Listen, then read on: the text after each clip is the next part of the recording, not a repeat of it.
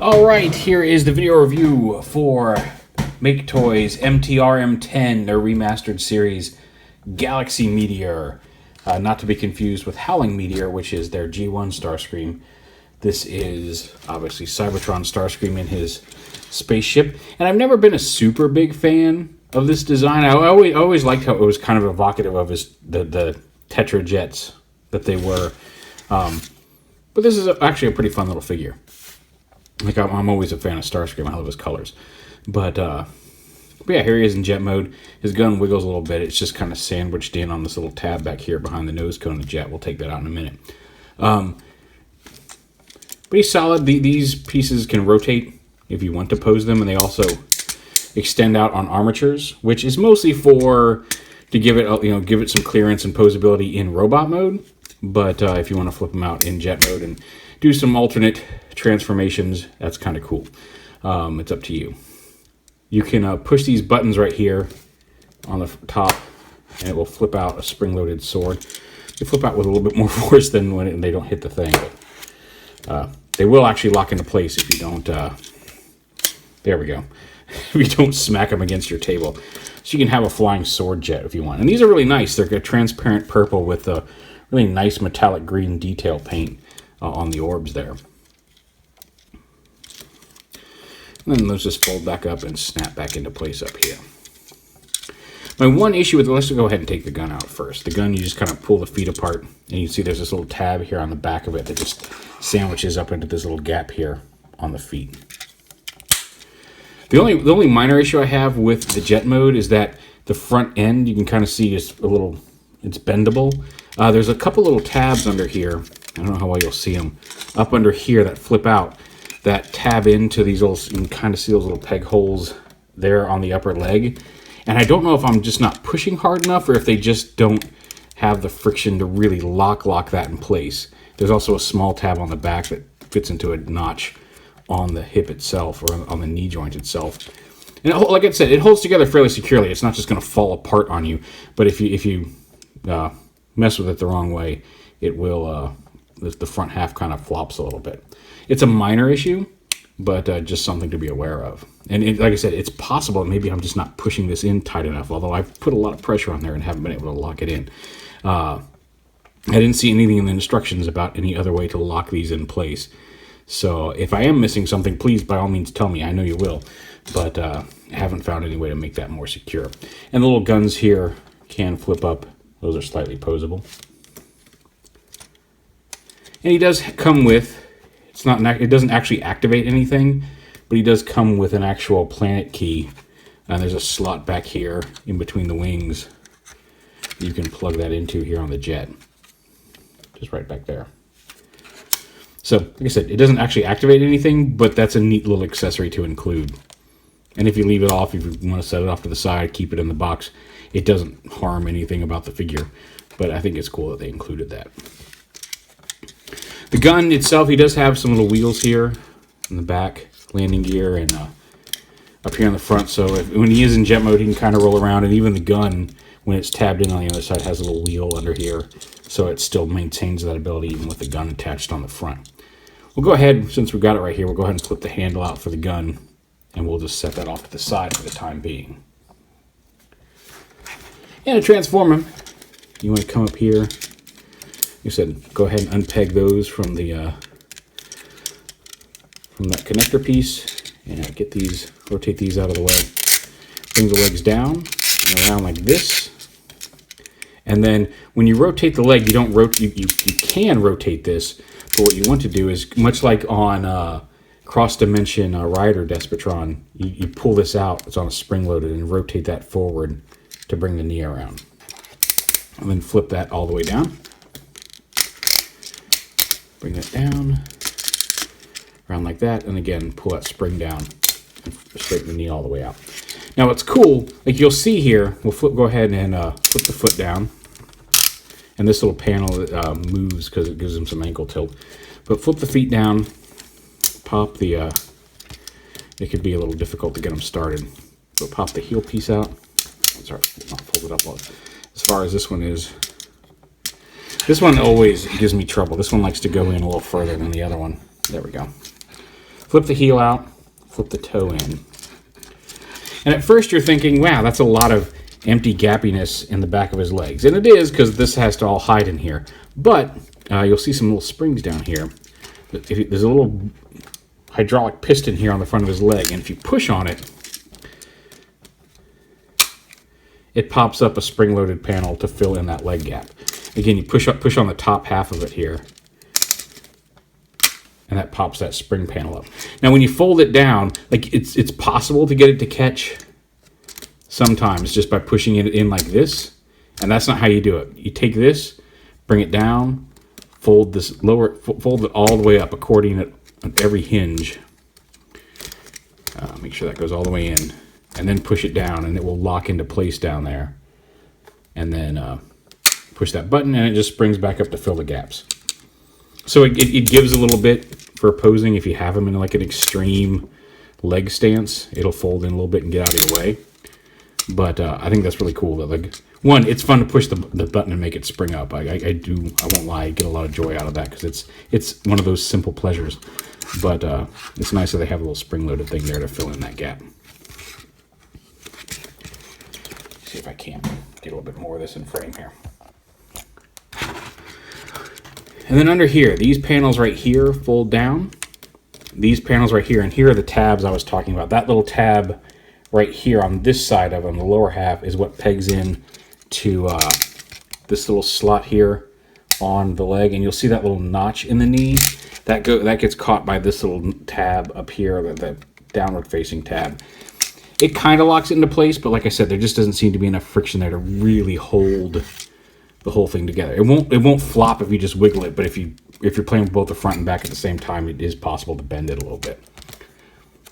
This right here, his head pops up. It's pushed down now for jet mode, and this helps you get it up. This is because you can sometimes just pull it straight up, but he does have a face swap gimmick that involves, much like Gundog, their hound, it involves pulling the helmet off, swapping the face, and putting the helmet back on. So a lot of times you'll start pulling this, pull the helmet off, and the face will still be stuck down in there, and it's hard to get out. And if you run into that problem, there's a little tab right here you can use to push the head up. Technically, that step comes later in the process, but I find it a whole lot easier. It doesn't get in the way. Go ahead and push it up now while you still have access to it, because once you start folding everything around, it ends up sticking up in here, and you're kind of boned unless you pull it all apart again. And these little panels with those tabs that tab into the legs fold up into the body there.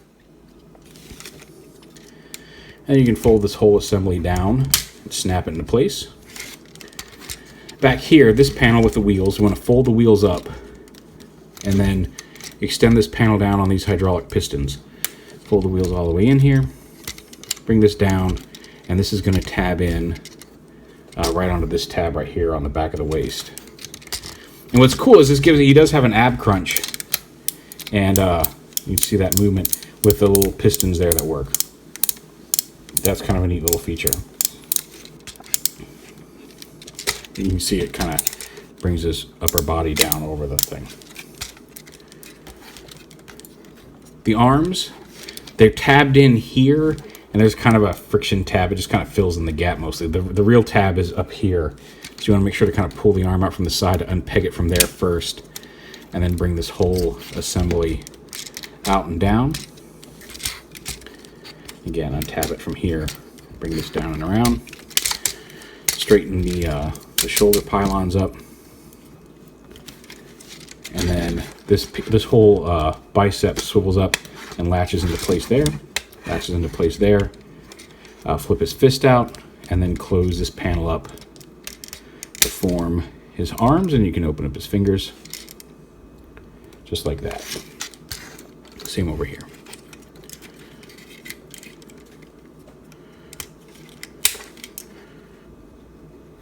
He does have poseable fingers, much like MP Starscream. He's got a thumb on a ball joint that can swivel and hinge up. An articulated index finger by itself, ball joint at the finger, and then a hinge up here at the joint, and then the last three are all one piece. Go ahead and stand him up here, and then come up here to the upper body. rotate this around. You can leave the wings straight out, or you can fold them back.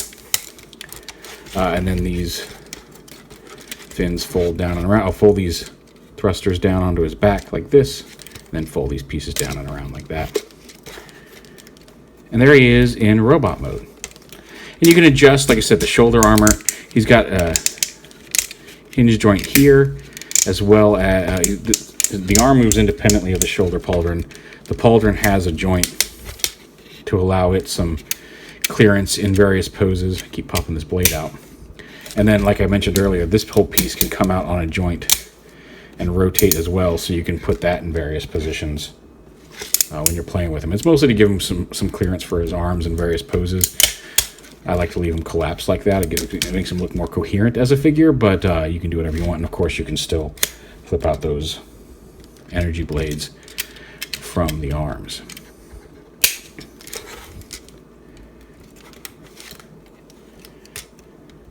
Maybe click those out one notch just to give them a little bit of a angle there. Make them a little bit more dynamic than just straight up and down.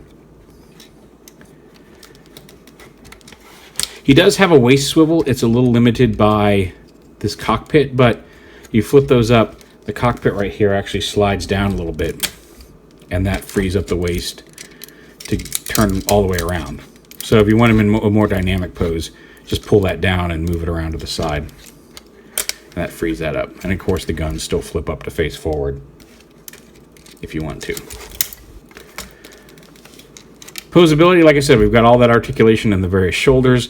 His head is on a ball joint, so it can look around. Bicep swivel, hinged elbows. So you can get well over 90 degrees there. I love his arm guards. They look very gun to me.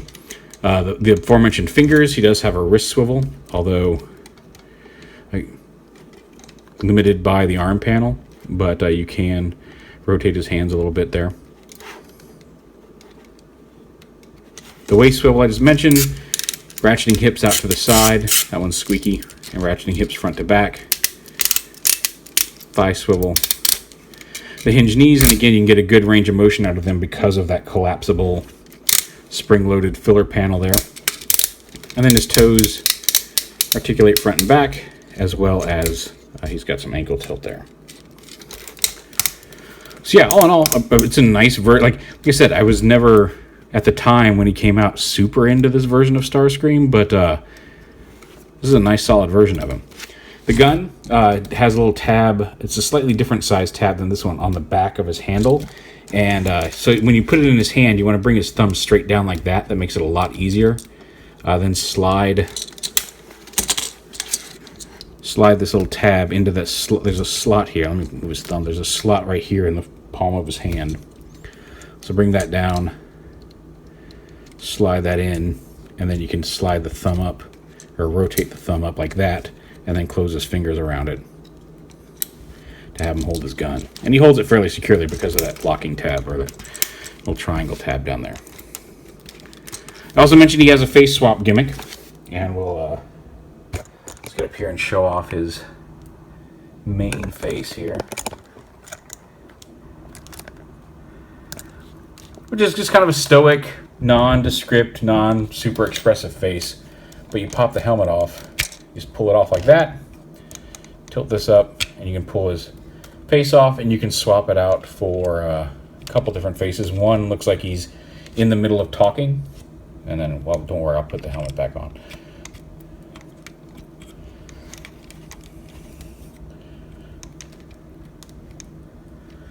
A little silly, but you know, hey. And then he's got just kind of a smirk face.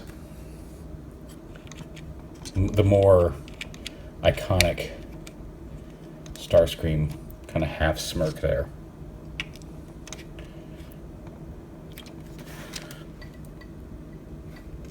So it's up to you which one you want to choose. And of course, like I said, he's got this little galaxy or planet key. It doesn't really do anything, but it just slots in back there on the back, on his back. Like I said, since I wasn't into this originally, I don't have any other versions of this particular Starscream to compare him with. But just to give you an idea of the size of him, here he is with Masterpiece Starscream.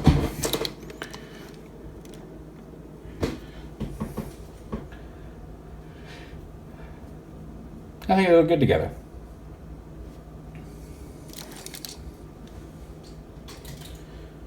So yeah, not 100% flawless, but it's a nice solid toy, and it's got some